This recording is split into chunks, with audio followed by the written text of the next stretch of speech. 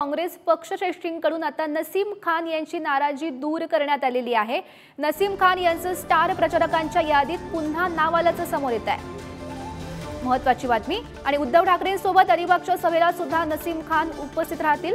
उत्तर मध्य मुंबईतून तिकीट न मिळाल्यानं नसीम खान नाराज होते, मात्र त्यांची नाराजी दूर करण्यात आता यश आल्याचं पाहायला मिळत आहे।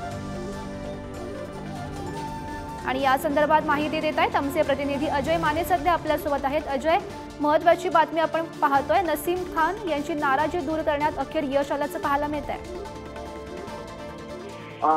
पाहिलं तर नसीम खान हे उत्तर मध्य मुंबईतून तिकीट न मिळाल्याने नाराज होते आणि त्यांनी स्टार प्रचारक पदाचा जो आहे तो राजीनामा दिला होता आणि त्याच पार्श्वभूमीवर त्यांना 2 दिवसाआधी पुण्यात जे ते पक्षश्रेष्ठींनी म्हणजे दिल्ली हायकमांडने बोलवलं होतं आणि या हायकमांड सोबत राज्यसभेचे खासदार चंद्रकांत हांडोरे यांची उपस्थिती होती आणि या हायकमांड कडून नसीम खान यांची जी आहे ती नाराजी दूर करण्याचा प्रयत्न केला गेला होता। त्यानंतर चर्चा अशी होती की नसीम खान यांची नाराजी दूर झाली, पण आज थेट काँग्रेसच्या पुन्हा एकदा आलेल्या स्टार प्रचारक यादीमध्ये 21व्या नंबरला नसीम खान यांचं नाव आहे।